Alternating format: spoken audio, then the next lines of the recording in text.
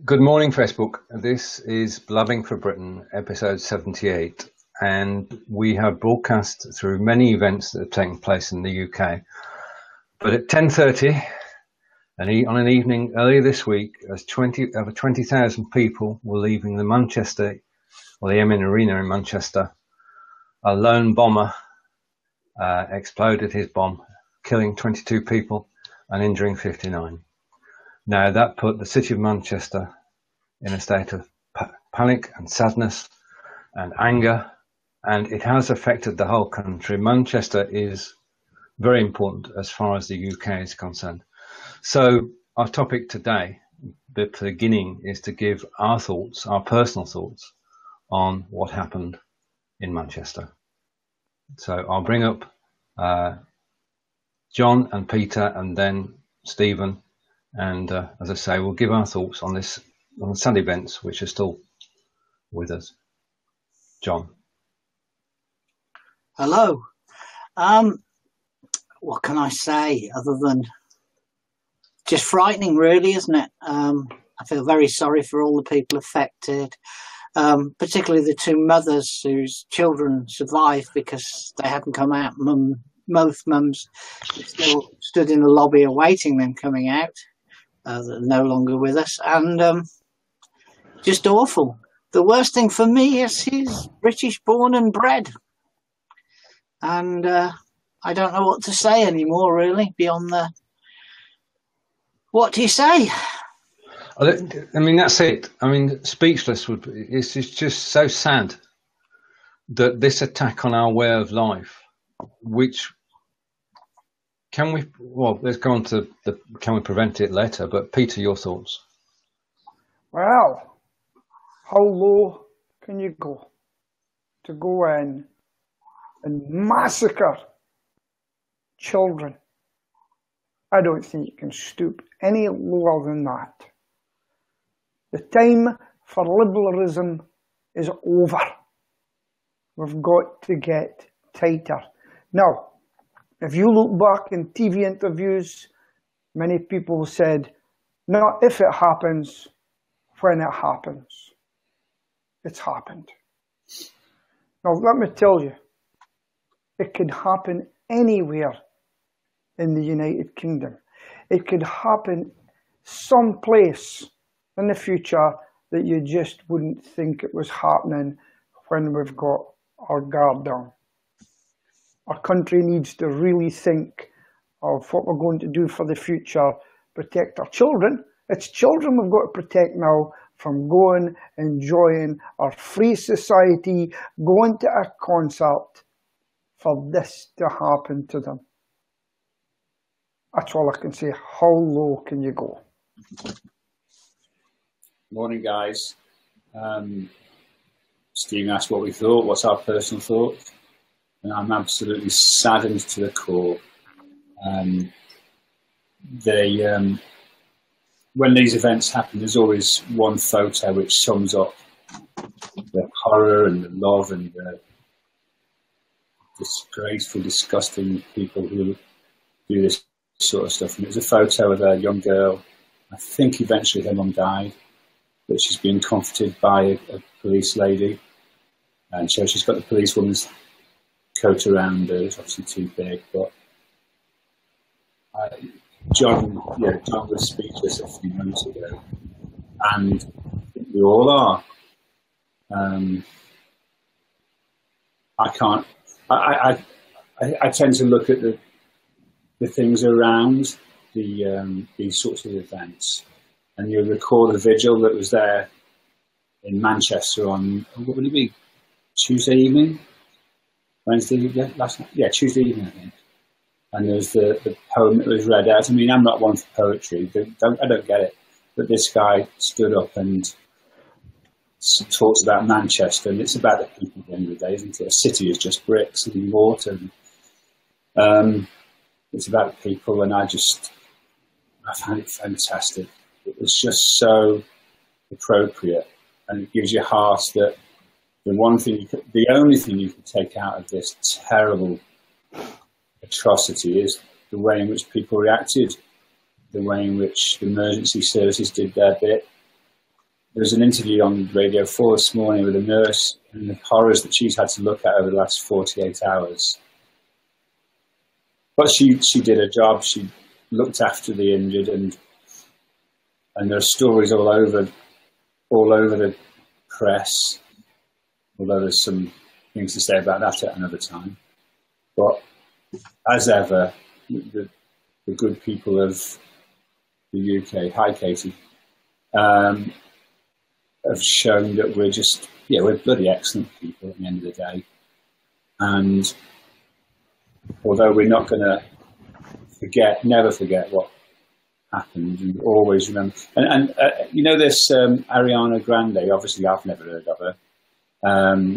She's apparently offered to pay for the funerals for the people who died, which I think is a wonderful gesture. I think it's a little bit misguided. I think she should be, if she's making such an effort, and she will always be remembered positively in Manchester. You know, she's not, her legacy, if you like, in Manchester is not, you know, with the bad things, but it's going to be in the future. And so I think that she needs to find, or her people need to find just a bit more life affirming, if she wants to help. But at the end of the day, I would, if anybody is interested, Andrew Neil did a couple of what you might call monologues in the wake of similar atrocities.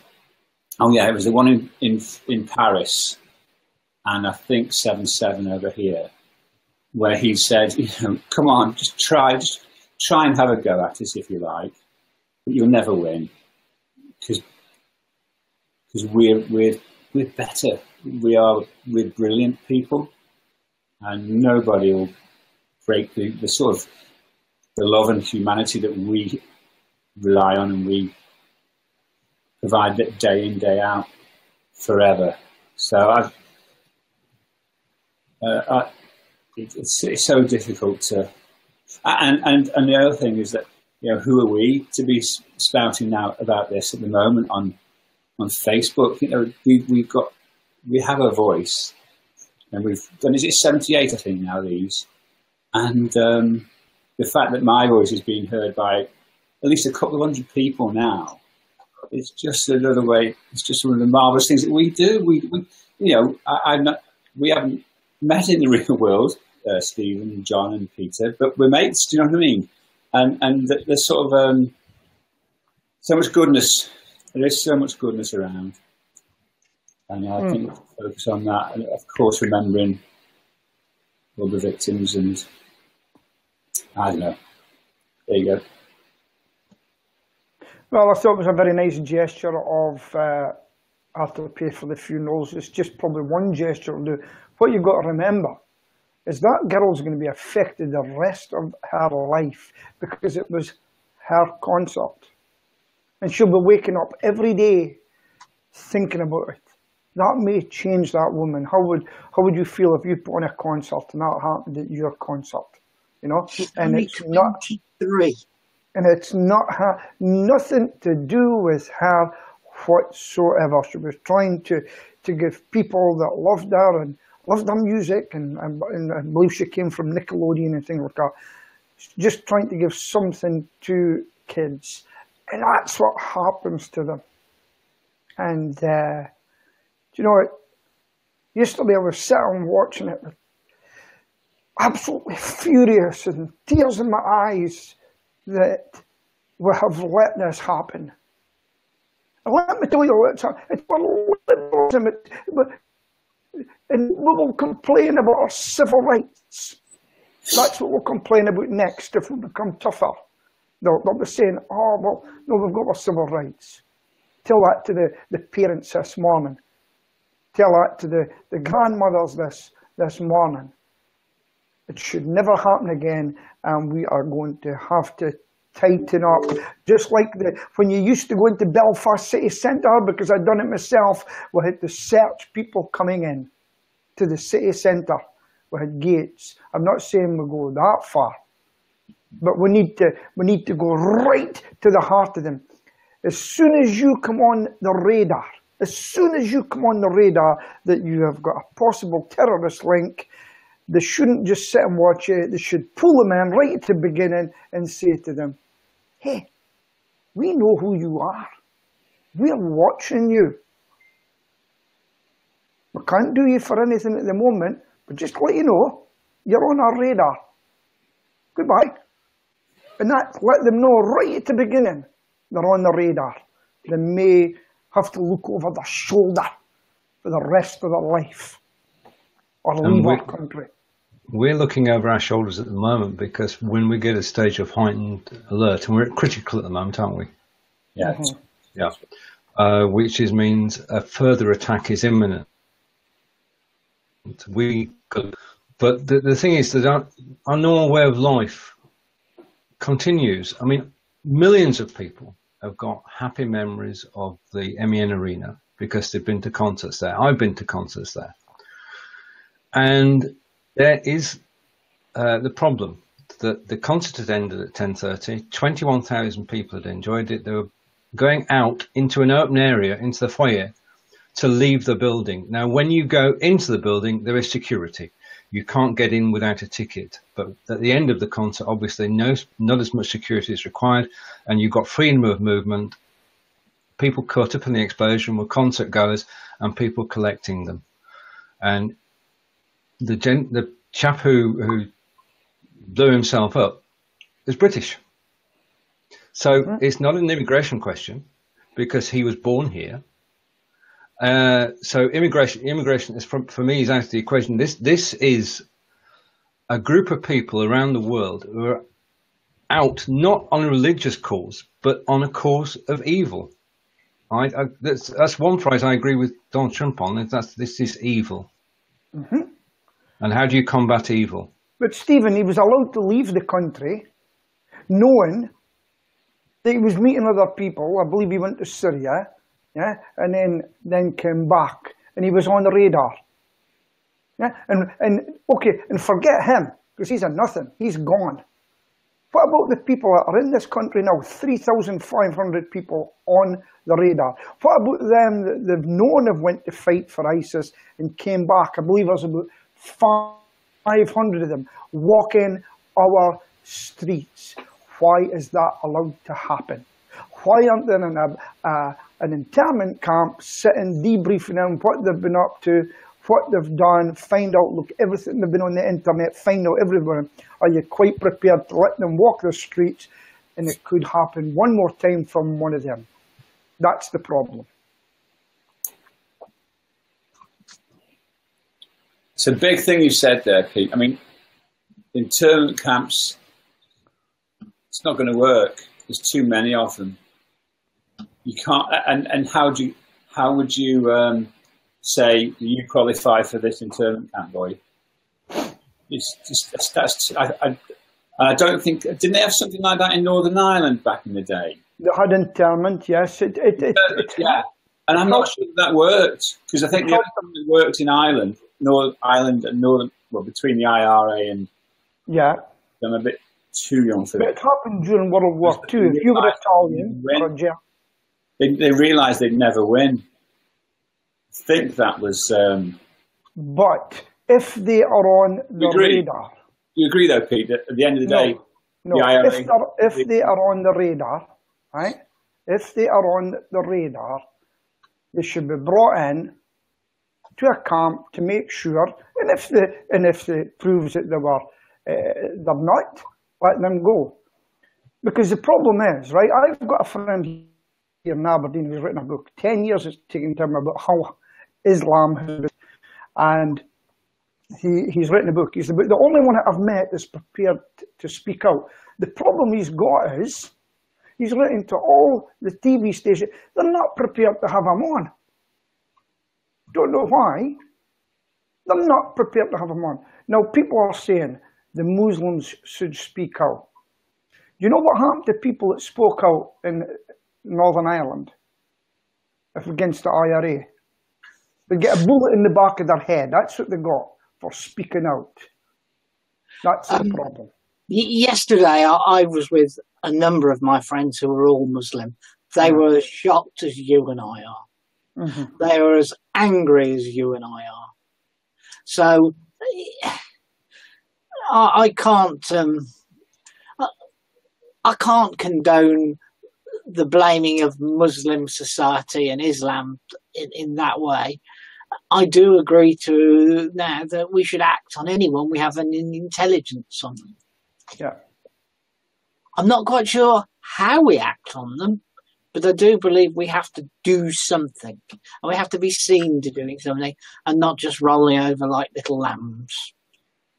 I think it's enough to let them be brought in, have a quiet chat, saying, you're on the radar. We know about you. We'll be watching you. Be a good boy or girl, because there are women suicide bombers. There probably will be in the future as well. And you're right. It's not all Muslims. No, most of them I meet are really friendly. So we've got to get away from this. It's a part of our society that wants to cause havoc. It's something that they have taken on within their the Islam, radical Islam, that people, even their own people, don't like, and they can't speak up about it. 16 fighters went from the local, 16 people I believe have went from the local mosque in Manchester to fight for ISIS, from the local mosque that he went to. In Didsbury, was that? Wherever it was, wherever it was, you know. And what we're going to do, just sit back and let it happen again, because it will. And I'll tell you something else, it's going to, because all this police running about, the rifles on the street and everything, great. And we'll all forget about it, and we'll go back into society, and everybody will calm down, and then it will happen again. We even had it in Glasgow. They were even in the streets in Aberdeen. Well, the train station yesterday had guys going about with machine guns, rifles, in Aberdeen away. And as I say, it'll be in an area you won't expect it, and it'll happen. So we need our police. And what somebody once called me an idiot for this. We need our police force to start carrying weapons. Everything. Because if they're in a crowded shopping centre and someone pulls a gun, what have they got to fight with them at the moment? A spray, tear gas and a baton. That's not going to stop much. If you have got that gun at your side, somebody coming in with a gun knows that they've got to possibly be in a shot too. Not trying to defend them with words. I take your point, Peter, but in this particular instance, police presence wouldn't have made any difference whatsoever. Yes, absolutely. I mean, we are reassured when we see police on the streets. We're reassured when we see troops on the streets, although they're a bit concerned, obviously. And I don't think we should get into the politics of what's happening with the police or the troops this week. Perhaps that's a topic for next week. But I think everybody who's watching today, as eloquently voiced by Stephen and Peter and John, is that we are saddened and angry and determined that it shouldn't happen again, and we're all willing to play our part. And in all things, we have to live our daily lives and carry on. Although it has to be said that out of respect, politics has stopped, hasn't it, Stephen? Yeah, it has. I mean, you'll know my love and affection for the Daily Hate and now the Sun. But it might be a coincidence, I don't know, but the Sun published a front page having a go at Corbyn. And I promise I'm not making a political point here at all, I'm just talking about the media, which has caused an uproar in Manchester, similar to the uproar regarding Hillsborough and Liverpool in the Sun. But the Daily Hate did a cartoon, which I have seen, and I wish I hadn't, but it was sort of talking about Corbyn and people approaching a house as if to make an attack, and the joke was that, you know, these people approaching the door, like looking out for Corbyn, said they were hot. It was sheer spite and horribleness.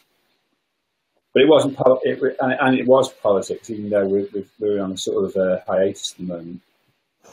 But I mean, just one thing that I found absolutely and almost as amazing as possible is that the Yanks have started leaking intelligence that we've given to them about the Manchester attack, and that comes down to the name that was leaked. Bye bye, Eileen. See you soon. And then they've leaked, the most ultra classified information about some of the photos that were taken by forensic people. And I heard the Home Secretary say on, I think, again, Radio 4 yesterday, that she was miffed. You know, she was a bit pissed off about what they'd done about releasing his name, and that it shouldn't happen again, which is code for just pack it in. And then, lo and behold, yesterday or today, we've got crime scene photos coming from them. Now, I have a teeny bit of insight into what the security services do, just a small smidge, but that's breaking the trust that exists between the Five Eyes. You know, that all the Stephen's just put up while we've actually been on air, the Manchester Police have announced that they're no longer going to share information. Oh yeah, but they wouldn't have shared it. It wouldn't have been them sharing it with the US. It would have been the chaps in intelligence who would have done that as part of the normal way of doing things. But the problem we've got, Stephen, the press think that they have an automatic right to everything. That's the problem. And no, that's not the problem, Pete. The problem is that the Yanks have leaked classified, ultra classified, operational. Who did they leak it to? Pardon? Who did they leak it to? The press? Yeah, in the US. Oh yeah, right. So, but it was the American. What I'm saying. I know. The world is dominated by the press barons. Well, they think they have an automatic right to get everything, and how dare you keep information from them? How dare you? Well, this is what you need to do, Mr. Trump. You need to dig down and burrow and root them out and get the person who's taken that and leaked it and get him up in front of you in the court and bang him in jail and let him think about it. And don't give him any newspapers the rest of his life. Let him think about that. But, Peter's angry, Say that again, sorry. I said Peter's angry, Oh, I know. You have to listen carefully to him when he does this. Do you know that I think this is your army background, actually, Peter, because did you see the interview with the former SAS soldier yesterday? Was that Phil Campion? I don't know who he was. I only saw the interview, didn't see his name. Guy with the big beard. He almost said word for word what you said earlier about they've got to go to prison, etc. I mean, he used the word prison, you used the word internment. But exactly the same. If they're on our radar, let's get them in jail, was his attitude. We've got things called T-PIMs now. It's like apparently the old control orders where if you're subject to one of those things, you're not allowed to use the internet. You have to stay in your house for 12 hours a day or whatever. And I don't know if they work.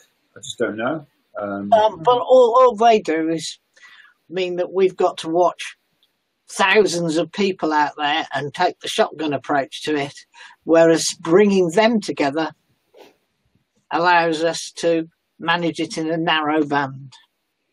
Kevin's just said that we are viewing. Oh, can you put that back up, Stephen? Kevin's just said something along the lines of we're looking at it from a uninformed point of view. You're quite right, Kevin. We will never. Here we go. Probably. Kevin said that the problem is we view it from an uninformed point of view.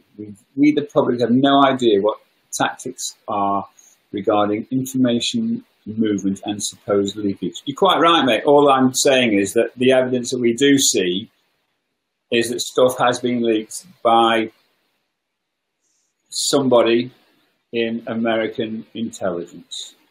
Yes, the newspapers will grab hold of that leak because it fits their political agenda. Why would they leak it? Eh? Why would they leak that particular piece of information? Who benefits from that? Shock. That's an excellent question, Peter. And as Kevin pointed out, we've no idea. We've no idea who did it. We don't know why they did it.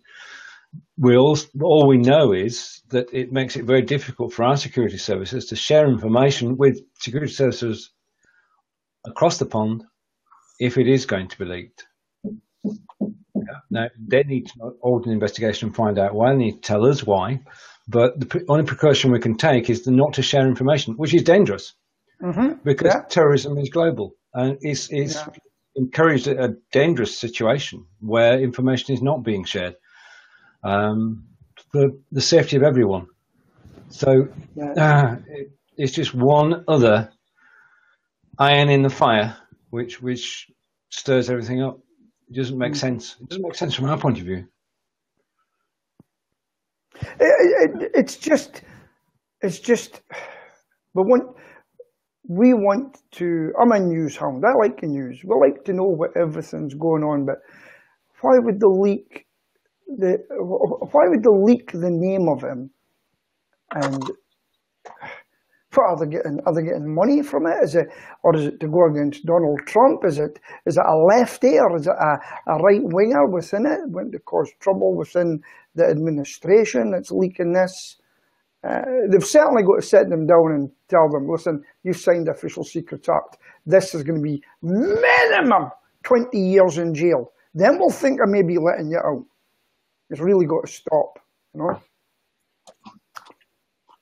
If that's what they wanted, Kevin, maybe they wanted to deliver it, but I don't know. I think it's maybe to say we've got the information first. It could be, we've got the information. The Brits don't. They don't know yet.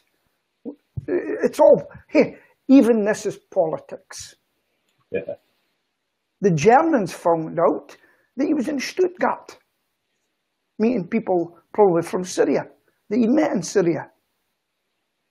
Now, here's a question for everybody. How much are you willing to give up in your freedom to protect others?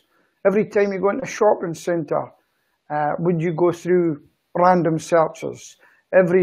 Should there be a racial profile? Hard one. If they said it's a 5'5" Scotsman with blue eyes, that's what we'll be looking for. I would be getting stopped all the time. Would I accept it? I would probably get fed up after a while. You know, I'd actually write a letter to the chief constable telling him who I am, can you give me a letter to hand over, something like that. But I don't know. How much are you willing to give up in your personal freedom? Yeah. Would you queue half an hour longer to go into a place? But remember, you've done all that. It was a way out that you got them. Should the security be outside me? Outside, somebody loitering in the area, cameras watching the outside as well as the inside now. I don't know. What would you guys give up? At the end of the day, that bomb went off in a public area, didn't it? Between the MEN and Victoria Station, I think. Yeah. So what you're asking is how far out from the event do you secure? That's it, isn't it? How much, is it a mile, 2 miles? Yeah. And I know Kevin's saying that it wouldn't have stopped it, but if somebody was hanging about outside with a rucksack looking nervous and everything, he could have been looked at then. I tell you what, he was on a train. He caught a train from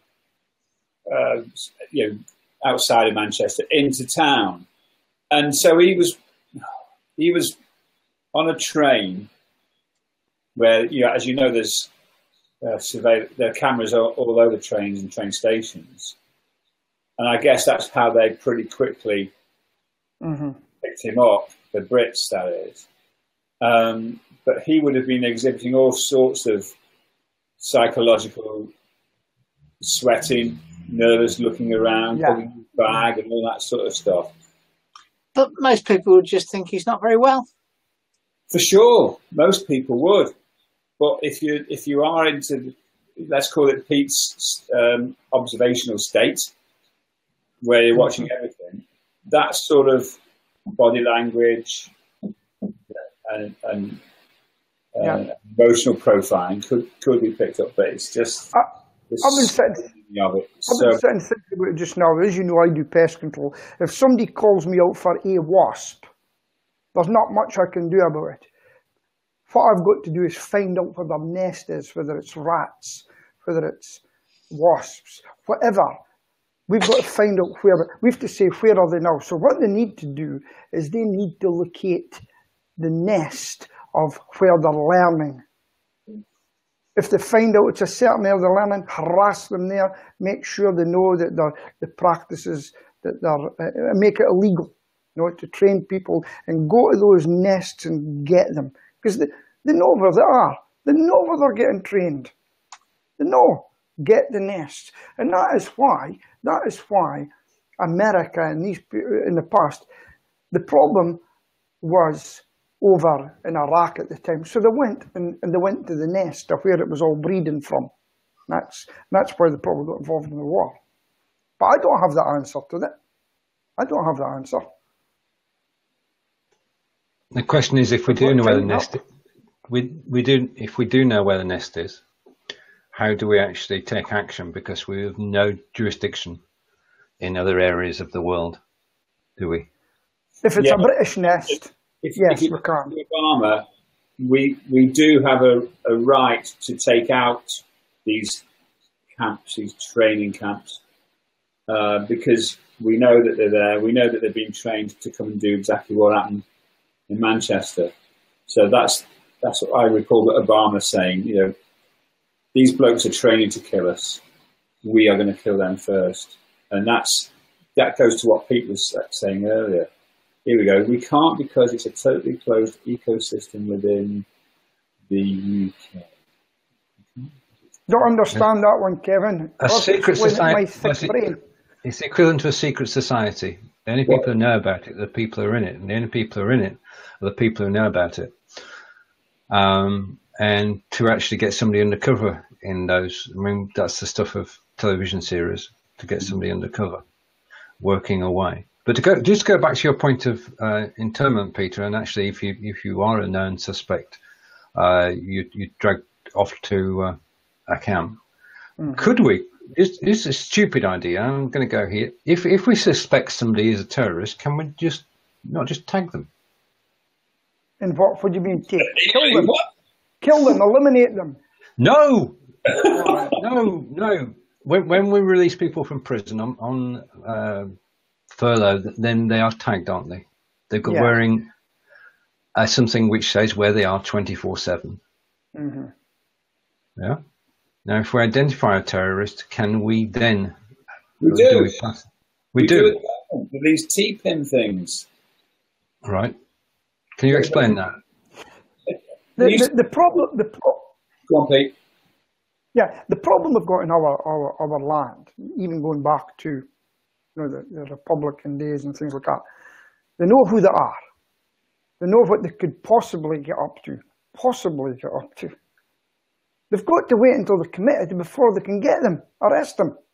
So what they do in the meantime is they're watching, see who he's meeting, and they're gathering all the evidence. But it's the day they miss them and they go and plant that bomb. It's too late. They know he was on the radar.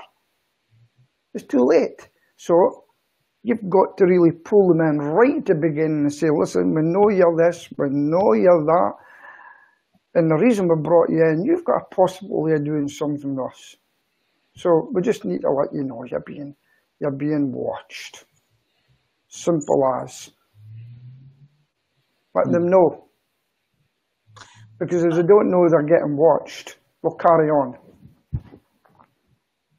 But that's the only way you'll catch them. It's 6 of one When they do it, the other, isn't it, Peter? Prevention's better than the thing is, we could spend the whole day discussing this, and we still actually won't get any further. Because we have no control over what happens anyway. No. The bottom line is, I'd like to see something done. I'd like to see something happen, and I don't care. This isn't about religion. It's about anybody that wants to do this kind of thing. And I include the latest version of the IRA in Northern Ireland in that as well. Mm-hmm. Oh dear. Started killing people again. I'd like to mention that Yaya Toure and Dimitri Seluk, they've put £100,000 into the Manchester News kitty to help the victims. They're both Muslims, I'd like to point out. But they're putting the money back because they've got so much out of Manchester over the last 6 years. And which neatly brings us on to Manchester, still Manchester again, but Manchester United, who, unlike Arsenal, are in the Champions League next year. Yeah, well, I can't see Stoke City or Burnley getting there, and Villarreal, they're just fading away. What was the final position this year, Stephen, for Stoke? I think it was 13th or 14th. What about Burnley? We were below you, but not by far. Well, okay, by far. We finished up 16th. Yeah, but the crazy thing is, and I'm just trying to find the website. Crazy thing is that between where we finished, is it 13th or 14th? I'll just check it out here. Between us and 8th was 2 points. Yep. They're only 6 or a win. And that is just, it's ridiculous. You know, to have, where do we finish? Let's have a look. Yeah, we were 13th and you were 16th, Stephen. But and Watford was 17th. And they were only 6 points behind 8th place. Yes, indeed. So a couple of wins. And there's all sorts of mutterings going on up here regarding, what do you call him, John? Sparky. Mark Hughes. There's loads of criticism for him and for the team for what is, the worst performance in 4 years in terms of possession. But it was just 2 points. Now, that either says that the league was definitely split into two, isn't it, in terms of, the top four, six teams, and then the rest. But how can you have a spread of 2 points for 8 positions in the league? Craziness. God knows what that's going to do to the summer negotiations and who we're going to buy, who we're going to let go. But for you guys, what, did I say 16th, Pete? Yeah. First time in the season, and just, as you said, 6 points from 8th. That's 6 points from 8th place, which, you say. You must be feeling really chuffed. Oh, yeah. I mean, every single Claret is chuffed at the miraculous. Well, we've earned it. That's the first thing to say. Not with our away form, but with our home form. And Matt, you earned it. I mean, is it Sunderland who are doing the yo-yo up and down every couple of years? Or Middlesbrough? They've been in the Premiership for 5 years, so their going down is actually quite significant to them. Okay, well, one of them. Because we've got Newcastle coming back next year, so that's 6 points for each of our teams, Stephen, I think. We always cock it up against the rubbish teams. Sorry. No, there's a soft spot for the Newcastle team ever since Keegan was there. Because we have we've got our own teams that we follow every week in, week out, but there are other teams that we'd like to do well. And I just want to give a mention to Crystal Palace, because when Sam joined them, they were in the bottom three. He got them out of the bottom three, and they, in fact, finished in 14th position. And then yesterday he resigned. No way. It was day before, actually, wasn't it? Oh, sorry. I knew he'd resigned. I was just going on the page, and Monday. It was 24th, yeah. And he doesn't want another job. That's it. He wants to retire. 62. Genuinely, 62. So he doesn't want another job in football, but his last job was definitely a success. And who knows what would have happened if he'd stayed as England manager. And this week, of course, is Monte Carlo week. Sorry, John, it's a Grand Prix. It's the race of the season. Madmen drive 50 laps round and hope that they finish. This is a group of 22 millionaires racing at 200 miles an hour around the streets of Monaco, and it is the ultimate test of driving skill. There, I've said it. It's just a spectacle. I mean, the Formula One is a travelling show, goes through to 21 countries throughout the year, promoting British engineering around the world and British brands and British products. It's a moving marketing fest, and this weekend it's in Monaco. No Alonso, because he went off to do the round oval thing. NASCAR. He's in now this weekend. But I love the Monaco Grand Prix. It's perhaps one of the most testing ones, and it's one of the 3 circuits I've actually had the opportunity to not drive around, but walk around. And it's just a spectacular setting. It is, and I think I'm sure I've been there. We did a thing 10 years ago, which was what it was taking a load of Nissan Z300s from Stoke down to the south of France. It was a charity gig type thing, and I remember driving around Monaco, getting lost. But easy done. It's that tunnel, isn't it? Yeah. Well, I don't know what it's called, but the noise your car makes when you go through that thing. I mean, I can't imagine what it was like driving a Formula One car through that area. It must be incredible. And then you come out that tunnel and you swing round the harbour, and then you go up. I'm not so much an expert as you, Stephen. It was good. I think I'll be able to find something better to do on Sunday than watch that on the TV.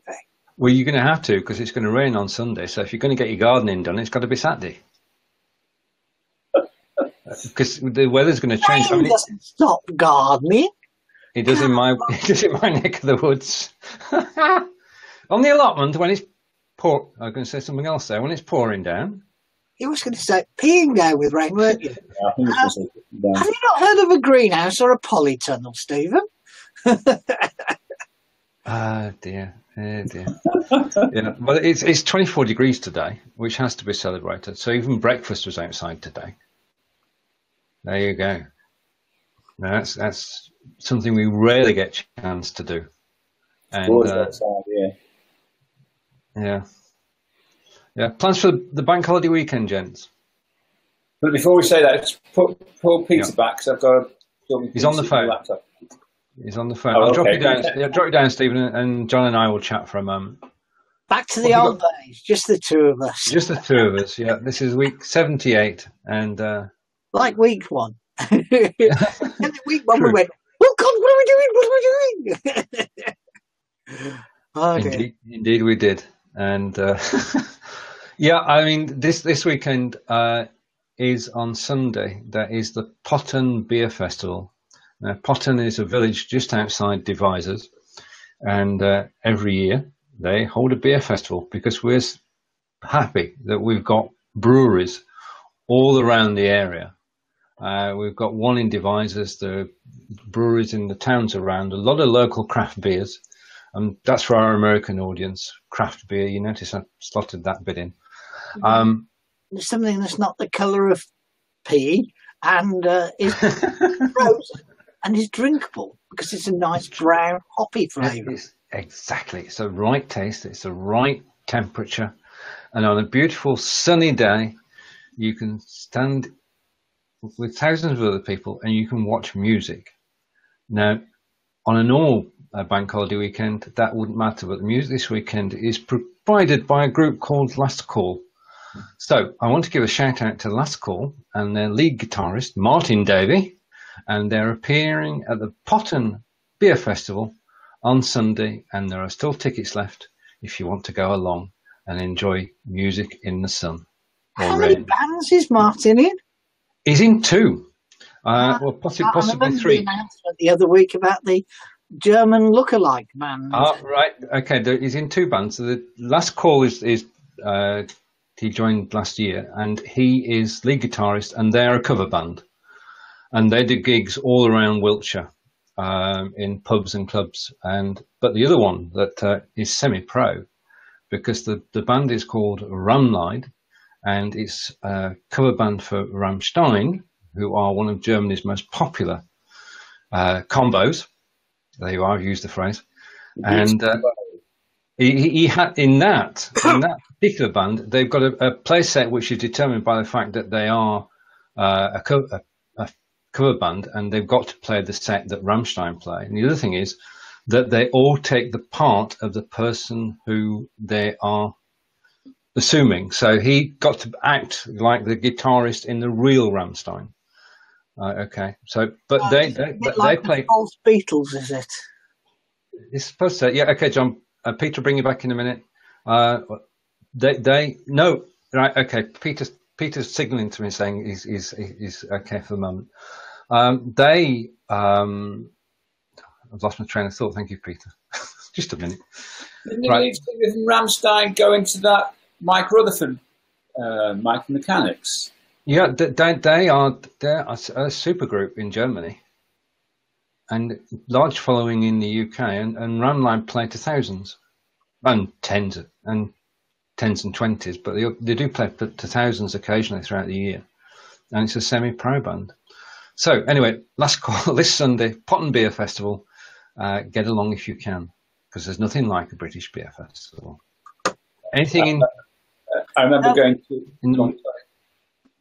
John, Peter. Oh, me. Okay. Yeah. We've just had the Shirley Beer Festival, which is a district in Solihull, and this year, instead of music, they had a comedy tent instead, and had a couple of comedians telling jokes. I didn't go, but my mate who went said it was bloody good, and they want them to do comedy next year instead of a band. I would have thought having both would be the best way forward, wouldn't it? Don't know. I'm not a big beer drinker. Actually, reaches for his gin and tonic. You two were just reminiscing You two were just reminiscing about 78, and you're back to the two of you a few moments ago. Yeah. Quite a lot's changed since then, hasn't it? Especially on the tech side, Stephen. Oh yeah, indeed, it's been a great leap forward, and we can do things. Not that we do it on Blabbing from Britain. We can screen share, we can add photographs, we can do a whole host of things, and the platforms remain free. And you think that'll last? Sorry, you think that'll last? I think that it will last because they've got a model. Belive have got funding. They will bring out with even more, especially if they're able to white label it, and you can take this and you can put your own logo and everything, and take the belive.tv tag off there and do a host of things. Then yes, they've got a financial future as well, because we're not the target audience for this. I've been sat in on a couple of Smile Time events recently, which were aimed at large companies who have tens of thousands of viewers already, who were formerly on television and are now looking to be broadcasting live on Facebook. So that's where the market is. We're not essentially the core market. We are, to all intents and purposes, beta testers. Gentlemen, The pioneers with our wagons heading west. We are the pioneers. Now, on this day, you heard earlier that John, Stephen and I have feelings about what happened in Manchester earlier this week. There is a moment's silence at 11 o'clock in the UK. We'd like to say thank you to everybody who's watched us today. We will be back next week, and take care during the week, and we'll see you then. And John, can you... Well, Stephen, we'd like to say a few words, but then John can close. Stay safe, everybody, and just keep on thinking about everybody in Manchester and around the world. Sounds trite, but it's true. John? I'd like to say, feel sorry for everybody in Manchester, regardless of whether you're involved in the incident or not. I'd like to say that please don't let it get you down, because that means they win. And just be vigilant out there. Can't think of his name. Shaw Taylor, I think he said. If you used to remember Police 5, if you're old enough for me. In the Midlands, yeah. Be careful out there. And that's all I've got to say is we can't let it stop us getting on with our lives. So it's goodbye from me, it's goodbye from him, and it's goodbye from him. See you all soon. Bye-bye.